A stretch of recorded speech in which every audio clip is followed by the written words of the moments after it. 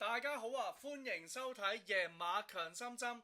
今日係5月5號，咁樣呢，我哋就會為大家帶嚟兩場聽日精選沙田泥地嘅賽事啊。而家交俾阿強哥先。Hello，大家好。咁聽日會跑沙田全泥地嘅賽事啦。咁今日為大家精選兩場賽事，第一場係第二場5班1200米泥地嘅賽事。咁我預計呢場步速呢會係正常偏快少少。咁我哋睇翻會放嘅馬，第一隻會放嘅馬應該會係銀亮豪俠啦。第二隻有前速嘅馬應該就係會跑開1000米嘅立德金啦。咁另外天比高擺元幸堯上去12檔應該都會係搶放嘅馬，但係好有機會會頂到3碟啦。另外會有前速嘅馬就係爆熱啦。好，咁我哋揀馬啦。呢場第一隻會揀嘅馬係9號機械騎士。機械騎士上季喺10萬泥呢都入過位嘅，咁43分贏過1200米嘅喎。咁依家平33分，咁睇翻個分數咯，係時候反彈嘅啦。咁配翻黃寶嚟上去減7磅，實在係有利啊！阿妹要過1兩隻馬，應該唔係太困難。好，第二隻馬為大家揀嘅係8號銀亮豪俠。咁呢隻馬泥地草地都冇問題嘅，狀態亦都長期見勇喎。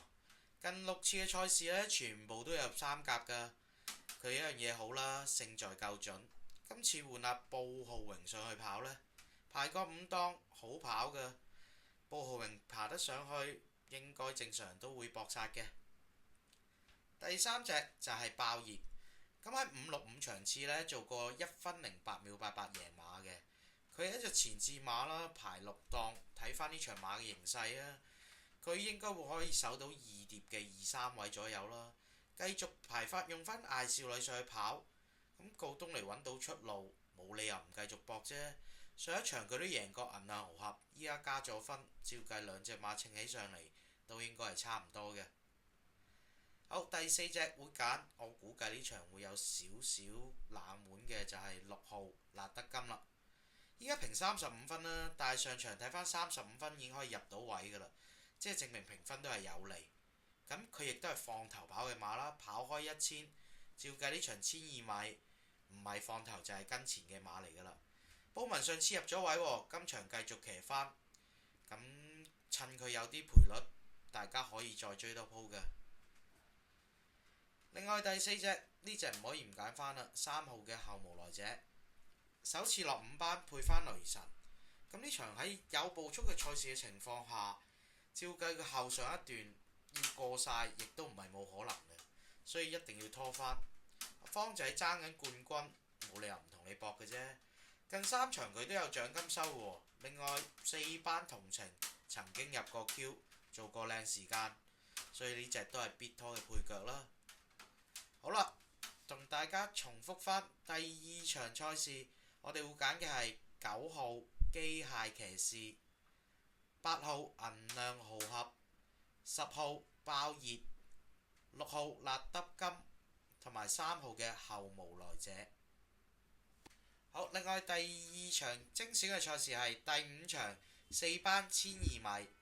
咁今次4班1200米泥地係會拆3組嘅。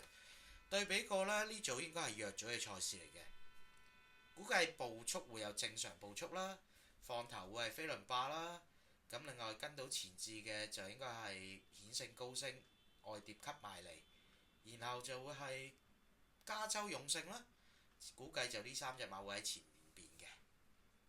好，咁我哋揀馬，呢場第一隻會揀翻嘅馬都係飛輪霸嘅，睇翻神操馬嘅狀態係 keep 到嘅。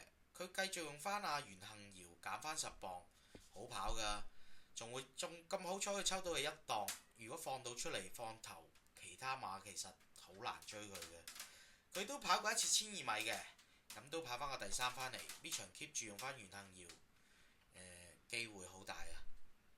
第二隻馬揀就2號嘅光年情長，佢近2次跑翻1200米嘅泥地呢，分別跑到第3同第4名嘅。布文呢場唔放手，繼續揾佢騎，今季都未交代，咁呢場係時候出擊嘅。佢要過嘅馬唔多㗎咋，就係可能前邊嗰兩三隻馬，所以都係機會馬之一。第三隻同大家揀翻10號加州勇勝呢隻馬呢，估計嘅嘢會比較多，初跑泥地嘅啫。咁佢亦都跑開1400，依家又縮翻落嚟1200。咁泥地用田泰安呢，希望佢可以捽一段，不斷捽隻馬捽到佢上嚟。但係呢隻馬大家小心少少，佢就係處女馬嚟嘅，但係未交代。今次初次試泥地，又俾佢抽到個二檔，咁或者會有意外驚喜都唔定㗎。第四隻同大家揀嘅馬係7號韓至尊。韓至尊呢隻馬大馬嚟嘅，但係跑咗幾仗之後有足夠嘅熱身㗎啦，馬都有足夠嘅狀態。若然呢場步速前邊會放得快少少，佢後上有機會追到一段㗎。呢隻唔可以唔拖翻㗎。第五隻要揀嘅馬就係3號顯勝高升。咁呢隻羅富全團底嘅馬啦，依家評54分，評分嘅新低嚟嘅。佢仲要擺埋黃寶嚟上去，減翻7磅。咁呢場前置馬唔多，照計就係得呢兩三隻嘅啫。咁減7磅用黃寶嚟擺前面跑，只要佢喺外邊 cut 到埋嚟，入一席位置，一啲都唔奇啊！好，咁同大家重複翻精選第二場、第5場嘅賽事，4班1200米。首先會揀1號嘅飛輪霸，2號嘅光年情長，10號嘅加州勇勝，7號嘅韓至尊，同埋3號嘅顯勝高升。